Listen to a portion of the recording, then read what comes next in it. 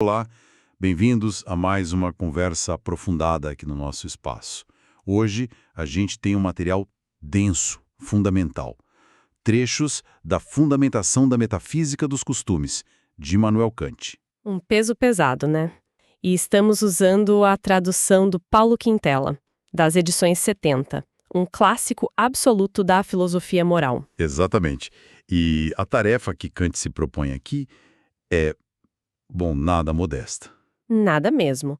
Ele busca o princípio supremo da moralidade, uma coisa que não só organiza o pensamento ético, mas que moldou muita coisa depois dele. E a nossa ideia hoje, até por um pedido que recebemos, é mergulhar fundo nisso aqui. Vamos explorar cada argumento, cada conceito desses trechos, assim, com o máximo de detalhe possível.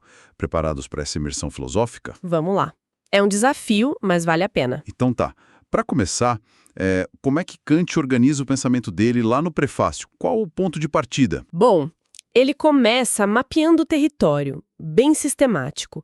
Pega a divisão clássica lá dos gregos: física, ética e lógica. Certo. Lógica, física, ética. Isso.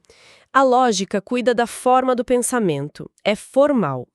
Já a física e a ética são materiais, elas lidam com objetos. A física com as leis da natureza e a ética, que é o nosso foco, com as leis da liberdade ou dos costumes. E aí ele já joga uma distinção que parece central. Filosofia pura versus empírica. O que significa isso? Essa é crucial. Filosofia empírica é aquela que se baseia na experiência, no que a gente observa no mundo. Ok. A filosofia pura não. Ela se baseia em princípios a priori, ou seja, princípios que vêm da própria razão, antes de qualquer experiência. A lógica, por exemplo, é pura e formal. Entendi. E a metafísica entra aí? Exato. Quando a filosofia pura se aplica a objetos específicos, aí a gente tem a metafísica. E Kant divide ela em duas: metafísica da natureza e a nossa estrela aqui, a metafísica dos costumes. Mas por que essa insistência toda na pureza para falar de moral? A gente não aprende sobre ética vendo como as pessoas vivem, o que dá certo, o que dá errado? Essa é a grande questão para Kant. Ele acha que não, justamente o contrário. Se a lei moral tem que valer como uma obrigação de verdade, com necessidade absoluta... Obrigação absoluta, quer dizer, para todo mundo sempre? Isso, para qualquer ser racional, não só para nós humanos. Se ela tem essa força toda, ela não pode vir da experiência. A experiência só mostra o que acontece e, de forma meio aleatória, contingente, a moral diz o que deve acontecer. Então, para ter essa universalidade, essa necessidade, a lei moral tem que vir só da razão pura. Se a gente misturar com observações sobre como os humanos são, o que ele chama de antropologia prática, a gente corrompe a moralidade. É como diluir o negócio. Então aquela ideia, tipo, não mentir, não é só uma regra pra gente aqui na Terra. Valeria para um vulcano racional. Exatamente essa é a ideia. A obrigação moral tem que ter essa validade universal que só princípios a priori, da razão pura, podem dar. Por isso ele diz que a gente precisa de uma metafísica dos costumes para achar a fonte desses princípios e para garantir que a própria moral não se perca, não se corrompa sem um critério puro. E este livro específico, A Fundamentação, qual o papel dele nesse projeto todo? É o alicerce. A base. Antes de construir o edifício inteiro da metafísica dos costumes, Kant quer primeiro encontrar e assim fixar qual é esse princípio supremo da moralidade. Certo. Ele até menciona que uma análise mais completa precisaria de uma crítica da razão pura prática. Mas ele opta por esse texto aqui primeiro. Talvez por ser mais focado ou mais direto ao ponto para essa tarefa inicial. E ele indica o método. Como ele vai fazer isso? Sim, ele adianta o plano de voo. Primeiro, um caminho analítico, parte do conhecimento moral, que todo mundo mais ou menos tem, o conhecimento vulgar, para extrair dali o princípio filosófico. Do comum para o abstrato. Isso. E depois, o caminho inverso, sintético. Pega esse princípio e suas fontes na razão pura e mostra como ele se aplica e fundamenta o conhecimento comum. E ele já dá até a estrutura do livro. Seção 1, esta passagem do vulgar para o filosófico. seção 2, da filosofia popular para a metafísica, e a seção 3, que seria o passo final para tal crítica da razão pura prática. Perfeito. Vamos então para a seção 1. Ela começa com uma afirmação fortíssima.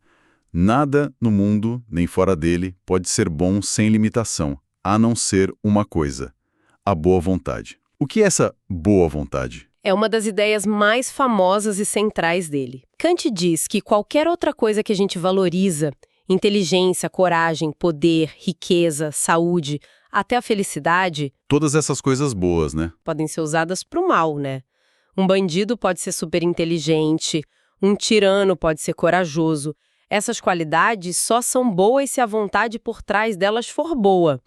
A única coisa que é boa incondicionalmente, boa por si mesma, é a boa vontade, a Gut Wille. Boa pelo querer em si, não pelo resultado. Exato. Não importa se ela consegue ou não realizar o que quer, mesmo que ela fosse totalmente impotente, diz Kant, ela brilharia como uma joia. É ela que nos torna, no fundo, dignos de buscar a felicidade. Entendi, mas aí ele faz uma provocação sobre a razão. Ele diz que se o objetivo da vida fosse só a felicidade, a natureza teria nos dado o instinto, não a razão. Por quê? É um argumento bem interessante. Ele observa que a razão, quando a gente usa ela para buscar prazer e felicidade, muitas vezes mais atrapalha do que ajuda. O instinto seria muito mais eficiente para isso, para satisfazer as necessidades básicas, para o bem-estar. É verdade. A gente pensa demais, se preocupa. Pois é, quanto mais a gente cultiva a razão para buscar prazeres, mais a gente parece se afastar de um contentamento simples. A razão complica, cria desejos novos, leva a gente a refletir e, às vezes, isso gera mais angústia do que felicidade. Então, se não é para buscar a felicidade, qual é o verdadeiro propósito da razão para Kant? Já que a razão é uma faculdade prática, ou seja, ela influencia a nossa vontade, o destino dela não pode ser só servir às nossas inclinações e a busca muitas vezes frustrada da felicidade. O verdadeiro destino dela é produzir uma vontade boa em si mesma. Ah, então a razão serve para formar a boa vontade? Isso, uma vontade boa não só como meio para outra coisa, mas boa em si. A razão serve para estabelecer essa boa vontade como o bem supremo, a condição para todo o resto, incluindo a dignidade de ser feliz. E para a gente entender melhor essa boa vontade funcionando, ele introduz o conceito de dever. Como essa relação, dever e boa vontade? O dever, Pflicht, é onde a boa vontade se manifesta de forma mais clara para nós humanos imperfeitos. É quando a gente tem que agir apesar das nossas inclinações, dos nossos desejos contrários. É no conflito que a boa vontade mostra seu valor. Certo. E aí ele distingue os tipos de ação. Tem as ações contrárias ao dever, que são imorais, claro. Tem as ações conformes ao dever, mas que a gente faz por interesse próprio, tipo o comerciante honesto só para manter a clientela, ou por inclinação imediata, tipo ajudar alguém porque a gente gosta de ajudar, sente prazer nisso. Essas parecem boas, não? O comerciante é honesto, o filântropo ajuda. Na aparência, sim, mas para Kant, elas não têm valor moral genuíno, porque o motivo não é o dever em si, mas o interesse ou o sentimento. O verdadeiro valor moral está nas ações feitas por dever. Por dever. É quando a pessoa age porque reconhece que aquilo é o certo a fazer, independentemente se ela gosta, se tem medo, se vai ganhar algo com isso. O exemplo clássico é conservar a própria vida não por amor a ela, mas por dever, mesmo quando se perdeu o gosto de viver. Ou ser caridoso por dever, mesmo sem sentir compaixão naquele momento. Nossa, é bem rigoroso isso. E aí vem as 3 proposições sobre a moralidade, né? Quais são elas? São um resumo dessa lógica. Uma ação só tem valor moral se for feita por dever. O motivo é o que conta. O valor moral não está no resultado que se espera alcançar, mas na máxima. Máxima. O que é a máxima? É o princípio subjetivo do querer. A regra pessoal que você segue ao agir. O valor está nesse princípio, na intenção por trás, não no sucesso da ação. E a terceira? Dever é a necessidade de agir por respeito à lei moral. Respeito à lei. E esse respeito não é um sentimento qualquer, tipo medo ou admiração. É um reconhecimento racional da autoridade incondicional da lei sobre a nossa vontade. É um sentimento produzido pela própria razão. Ok, então, agir por dever, baseado na máxima da ação, por respeito à lei. Como isso tudo leva ao princípio fundamental, o imperativo categórico? Se a gente tira as inclinações e os resultados da equação do valor moral, o que sobra para determinar a vontade? Bom, objetivamente só resta a própria lei moral. E subjetivamente só resta o puro respeito por essa lei. Então, a máxima, a regra pessoal, tem que ser o quê?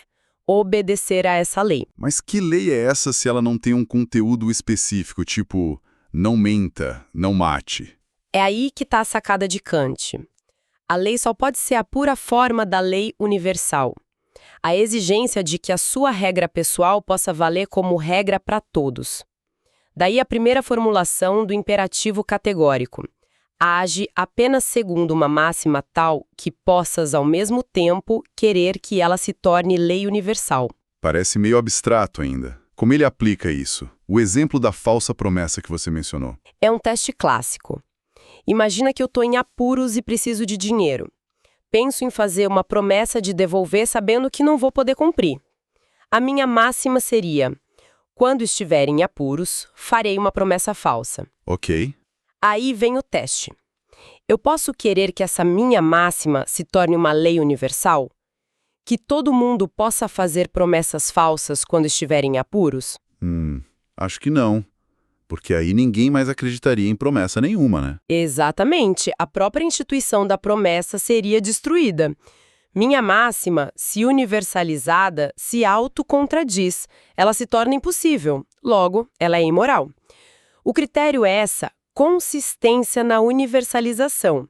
A ação só é moral se a máxima puder valer como lei para todos, sem contradição. E Kant acredita que as pessoas comuns, sem estudar filosofia, já usam esse tipo de raciocínio? Ele acha que sim, que no fundo a razão humana vulgar, no seu julgamento prático, já usa esse princípio como um padrão, mesmo sem saber formular a regra abstrata. Interessante. Só que ele alerta para uma coisa que ele chama de dialética natural. É a nossa tendência humana de arranjar desculpas, de tentar torcer a lei moral para acomodar nossas inclinações, nossos desejos de felicidade. Só uma mentirinha não faz mal, essas coisas. A gente se engana, né? Exato. E é por isso que a filosofia se torna necessária. Não para inventar a moral, mas para esclarecer, para dar firmeza e para defender esses princípios contra as nossas próprias racionalizações. Faz todo sentido. E isso nos leva para a segunda sessão, onde ele parece querer blindar ainda mais essa ideia contra a experiência. Por que ele insiste tanto nisso? Ele reforça o ponto. Pela experiência, a gente nunca pode ter certeza absoluta dos motivos reais por trás de uma ação. Nem das nossas próprias ações, às vezes. A gente pode achar que agiu por dever, mas no fundo foi por vaidade ou medo. Verdade. E mesmo os exemplos de pessoas virtuosas, até figuras religiosas, só servem como modelo se a gente já tiver um critério a priori, vindo da razão, para julgar se a ação delas foi realmente boa.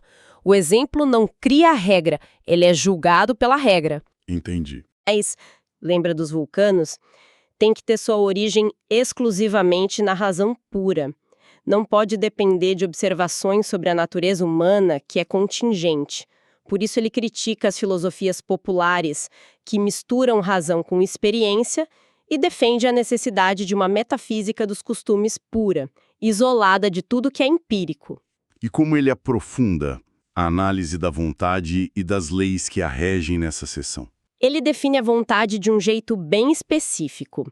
É a faculdade de agir segundo a representação de leis, ou seja, agir por princípios. Isso é algo que só seres racionais têm. Agir pensando numa regra, basicamente. Isso. Num ser perfeito, como Deus talvez, a razão determinaria a vontade diretamente, sem conflito. Mas em nós, humanos, a vontade também é afetada pelas inclinações, pelos desejos. Por isso, a lei objetiva da razão não se impõe automaticamente. Ela se apresenta para nós como uma obrigação, um comando, um dever ser.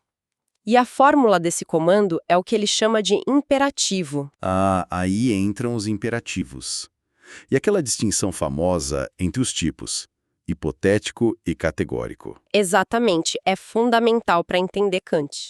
Ele divide assim: imperativos hipotéticos. Eles comandam uma ação como um meio para alcançar um fim que a gente deseja. Tem a forma: se você quer X, então faça Y. Tipo, se quer passar no exame, estude. Perfeito. E esses hipotéticos podem ser de dois tipos: de habilidade ou técnicos. Quando o fim é só possível, algo que você pode querer ou não. As regras da arte e da técnica. Se quer construir uma ponte segura, siga esses cálculos. De prudência ou pragmáticos. Quando o fim é algo que todo mundo de fato busca, que é a felicidade. São conselhos sobre como, supostamente, ser feliz. Se quer ser feliz, cuide da saúde, junte dinheiro, etc. E outro tipo é o categórico. Sim, o imperativo categórico. Esse é diferente. Ele comanda uma ação como objetivamente necessária por si mesma, sem depender de nenhum outro fim. Ele não diz, faça Y se você quer X. Ele diz simplesmente, faça Y. Ponto. É o imperativo da moralidade. E por que os imperativos de prudência, aqueles ligados à felicidade, não podem ser categóricos? Kant parece ter um problema com a felicidade como guia moral. Totalmente. Ele argumenta que o conceito de felicidade é, assim, irremediavelmente vago e empírico. Ninguém sabe com certeza absoluta o que vai lhe fazer feliz. Depende da experiência de cada um. Muda com o tempo, varia enormemente. É verdade, o que me faz feliz hoje pode não fazer amanhã. Exato. Então, como você pode tirar uma lei universal e necessária, faça Y, de um conceito tão instável e particular como a felicidade? Não dá. Por isso, os imperativos baseados na felicidade são, no máximo, conselhos. Ele usa a palavra consilia, baseados na experiência, e não mandamentos praecepta, da razão. Eles continuam sendo hipotéticos. Se você busca esse fim certo chamado felicidade, talvez isso aqui ajude. Entendi. E como esses imperativos são possíveis? Quer dizer, como eles funcionam? Como eles podem nos obrigar? Os hipotéticos são relativamente fáceis de explicar. Kant diz que eles são analíticos. A ideia é que se você quer racionalmente o fim, você necessariamente quer também os meios indispensáveis para alcançá-lo que estão ao seu alcance. Se quer o bolo, o fim, e sei que preciso de ovos, meio indispensável, então querer o bolo implica querer os ovos. É quase lógico. Ok, faz sentido. Mas e o categórico? Esse é o mistério. Esse é o grande desafio. Como um comando pode obrigar de forma absoluta, incondicionalmente, sem depender de nenhum desejo ou fim externo? Kant diz que o imperativo categórico é uma proposição sintética prática a priori. Opa, calma aí. Sintética prática a priori. É, sintética porque a obrigação, faça Y, não está contida na simples ideia de uma vontade racional. Ela acrescenta algo novo. Prática porque se refere à ação e a priori porque sua validade não vem da experiência, mas da razão pura. Explicar como exatamente uma proposição assim é possível é a questão central que ele vai enfrentar, especialmente na terceira seção. Certo. E isso nos traz de volta às diferentes formas de enunciar esse imperativo categórico. A primeira foi aquela da lei universal, né? Exato. A fórmula da lei universal, FUL, age apenas segundo uma máxima tal que possas ao mesmo tempo querer que ela se torne lei universal. E tem uma variante que ajuda a pensar nisso, a fórmula da lei da natureza, FLN. Age como se a máxima da tua ação se devesse tornar pela tua vontade em lei universal da natureza. Como se sua regra pessoal virasse uma lei da física, digamos. Tipo isso. Ele usa essas fórmulas para testar as máximas naqueles 4 exemplos famosos: não cometer suicídio, não fazer promessas falsas, desenvolver os próprios talentos e ajudar os outros necessitados. Ele mostra que as máximas contrárias a esses deveres, quando universalizadas, ou geram uma contradição lógica, como na falsa promessa, ou entram em conflito com algo que nós, como seres racionais, temos que querer, como querer que nossos talentos sejam desenvolvidos ou que recebamos ajuda se precisarmos. Mas ele parece sentir que só essa forma universal ainda não captura tudo. Ele busca algo mais. Concreto. Ele introduz a ideia de fim. Isso. Ele pergunta se existe um imperativo categórico, tem que haver algo que tenha valor absoluto, que não seja apenas um meio para outra coisa, mas que seja um fim em si mesmo. O que poderia ser isso? E a resposta é: A própria natureza racional. Os seres racionais. Nós, as pessoas. Coisas têm um preço, podem ser substituídas por algo equivalente, mas as pessoas, diz Kant, têm dignidade e um valor interno absoluto que está acima de qualquer preço. dignidade, um conceito fundamental. E isso leva direto à segunda formulação, a fórmula da humanidade como fim em si mesma, FH. Age de tal maneira que use a humanidade tanto na tua pessoa como na pessoa de qualquer outro, sempre e simultaneamente, como fim e nunca simplesmente como meio. Nunca usar as pessoas como meros instrumentos. Exatamente. Ele volta aos 4 exemplos e mostra como violar esses deveres significa tratar a humanidade em si mesmo ou nos outros apenas como um meio para os nossos próprios fins ou inclinações. Mentir para alguém para conseguir dinheiro é usar a pessoa como meio. Não desenvolver seus talentos é tratar a sua própria humanidade como meio para uma vida mais cômoda, talvez. E como ele conecta essa ideia de tratar a humanidade como fim com a primeira fórmula, da universalidade? A conexão vem com a ideia de autonomia. Se a lei moral é universal e se aplica a todos os seres racionais como fins em si mesmos, então essa lei não pode vir de fora, ela tem que vir da própria vontade racional. Cada ser racional não está apenas sujeito à lei, ele é o legislador dessa lei universal. A vontade da lei a si mesma? Exatamente. Isso é a autonomia da vontade. E leva à terceira formulação, a fórmula da autonomia, FA. A ideia da vontade de todo ser racional como uma vontade legisladora universal. A moralidade consiste em agir de acordo com máximas que possam ser universalizadas pela própria vontade como leis. O oposto disso é a heteronomia. Heteronomia. Quando a lei moral vem de fora da vontade racional, vem dos nossos desejos, buscar prazer, da sociedade, de uma autoridade externa, até de Deus, se a obediência for por medo ou recompensa, e não pelo reconhecimento racional da lei. Para Kant, toda a moralidade baseada em heteronomia falha. E essa ideia de sermos legisladores universais leva a um conceito que parece muito inspirador: os reino dos fins. O que é isso? É uma imagem poderosa. Pense numa comunidade ideal, uma ligação sistemática de todos os seres racionais através de leis morais comuns, leis que eles mesmos criam por serem autônomos e nas quais eles se tratam mutuamente como fins em si. Uma espécie de república ideal da razão. Esse reino dos fins é agir como um cidadão digno dessa comunidade racional. E a dignidade que você mencionou antes, onde ela se encaixa exatamente nisso? Ela surge justamente aqui. No reino dos fins, diz Kant, tudo tem ou um preço ou uma dignidade. O que tem preço pode ser trocado por um equivalente, dinheiro ou outra mercadoria. Mas o que tem dignidade está acima de todo preço. Não tem equivalente, é insubstituível. E o que tem dignidade? A própria moralidade, agir por dever, segundo a lei universal, e a humanidade, na medida em que ela é capaz dessa moralidade, capaz de autonomia, de ser legisladora universal.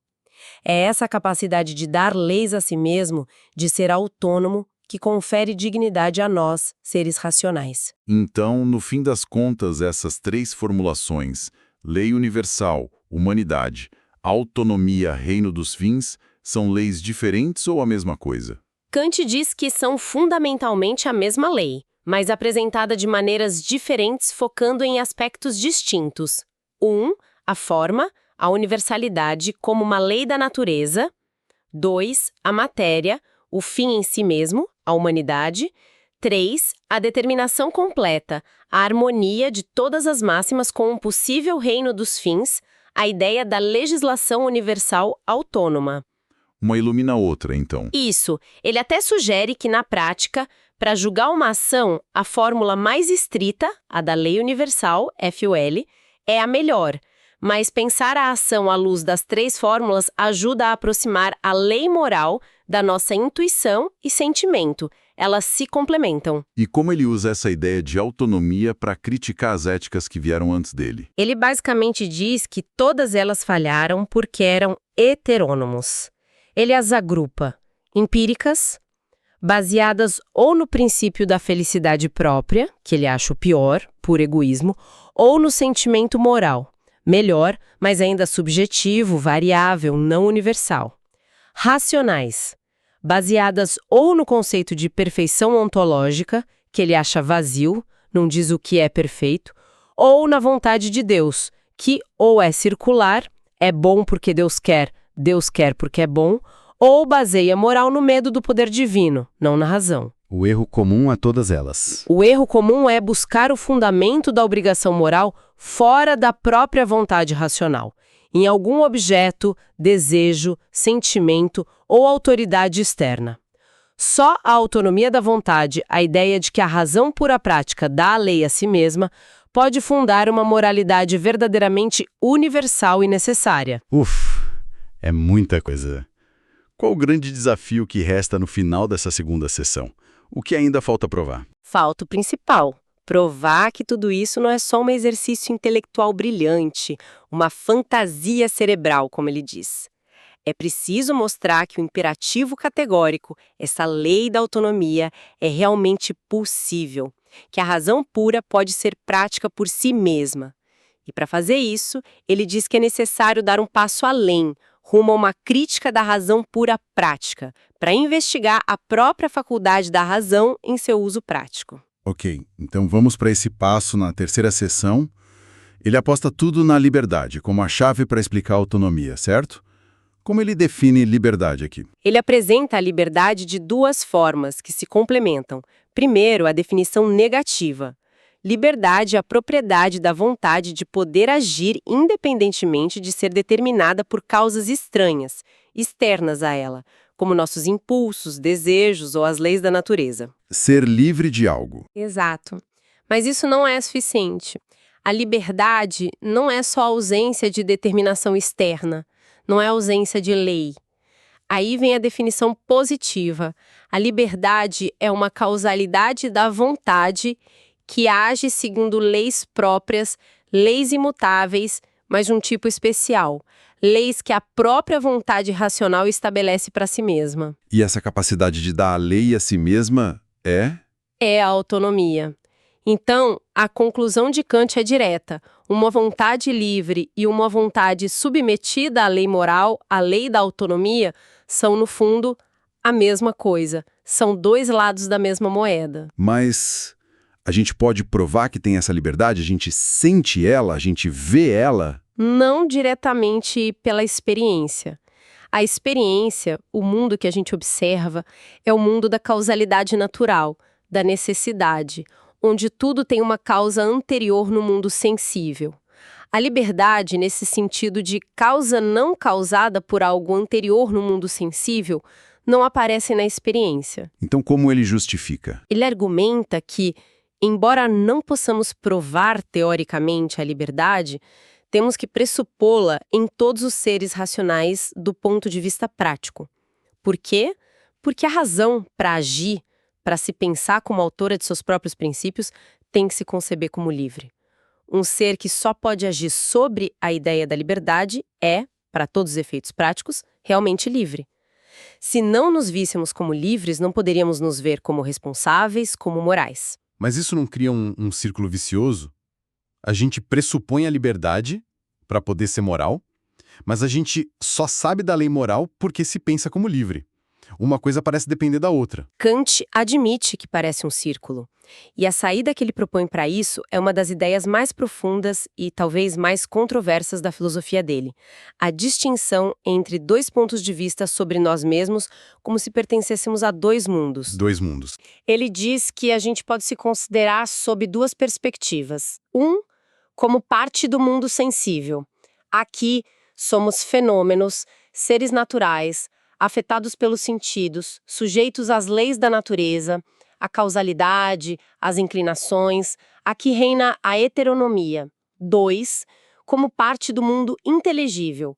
Aqui nos pensamos como inteligências puras, como coisas em si, o que ele chama de nômena, independentes das condições do mundo sensível.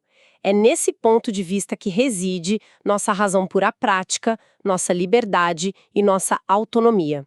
E como essa ideia de dois mundos resolve o círculo vicioso e explica o dever, o tem que ser da moral? Quebra o círculo porque a liberdade e a lei moral não estão no mesmo nível. Quando nos pensamos como livres, estamos nos colocando no ponto de vista do mundo inteligível.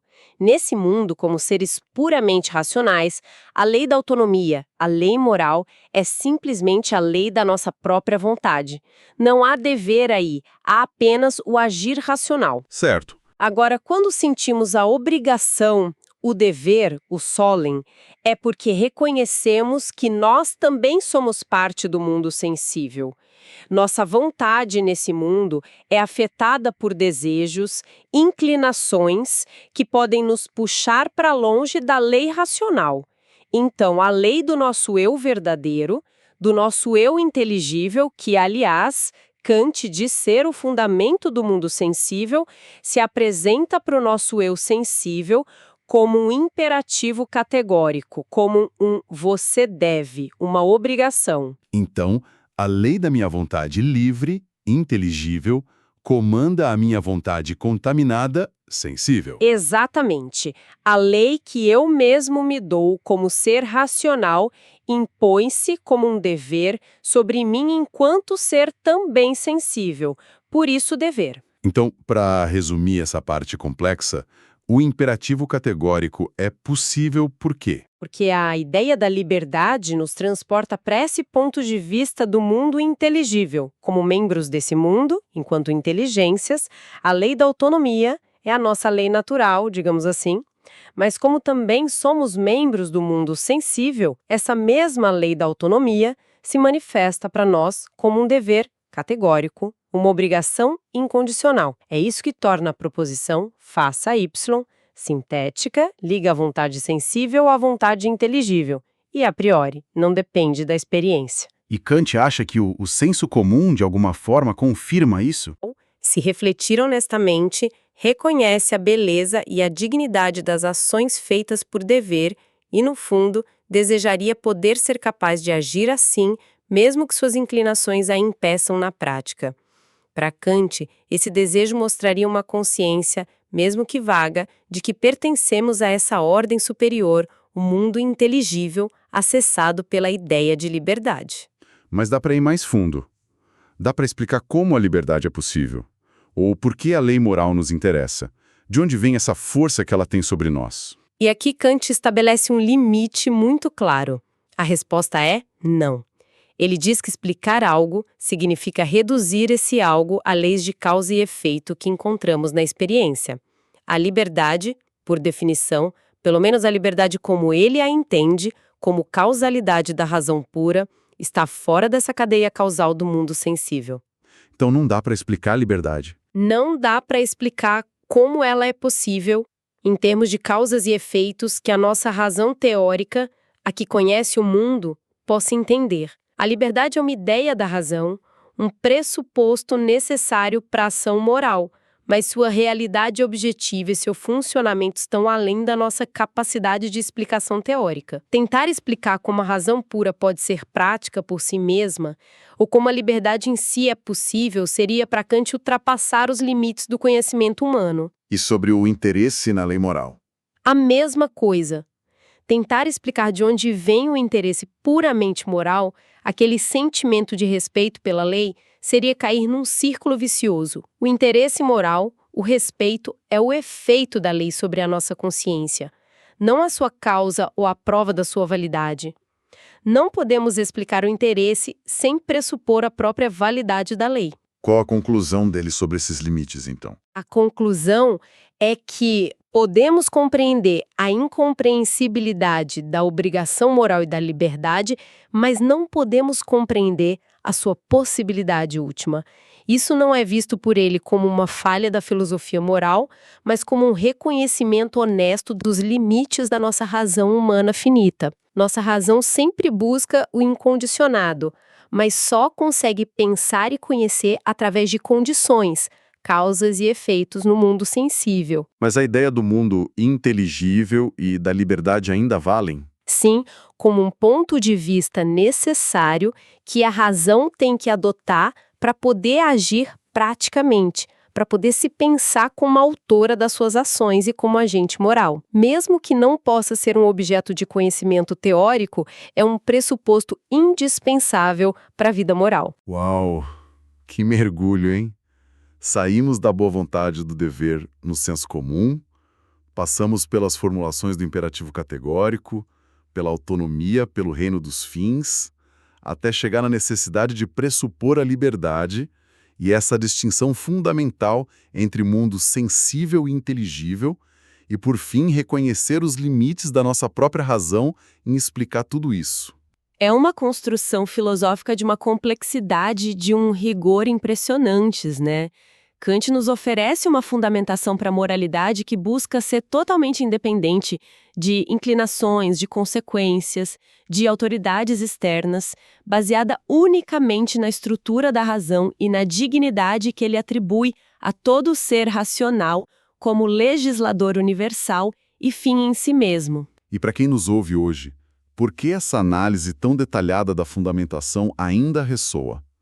Talvez porque muitos conceitos que a gente usa no dia a dia, dignidade humana, autonomia, a própria força da ideia de dever, para além do cálculo de interesses, Bebem diretamente dessa fonte kantiana, mesmo que a gente não perceba. Entender Kant é entender a raiz de muito do nosso pensamento ético e político moderno. É uma ferramenta poderosa para pensar ética de uma forma mais exigente, talvez, mais universal. exatamente, e nos deixa com uma questão para pensar, um pensamento final, talvez. Qual seria? Se Kant tiver certo, se a liberdade é obrigação moral, mesmo que a gente não consiga explicar completamente como elas funcionam com a nossa razão teórica, ainda assim são pressupostos necessários para a nossa vida prática, para a gente se entender como agentes racionais que fazem escolhas.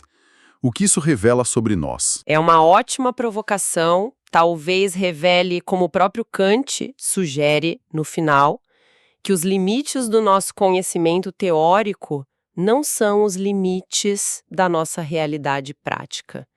E talvez revele que a nossa razão prática, essa capacidade de agir segundo princípios que nós mesmos nos damos, tem um poder e um alcance que, de certa forma, superam o que a nossa razão teórica consegue apenas mapear e explicar. Fica aí a reflexão.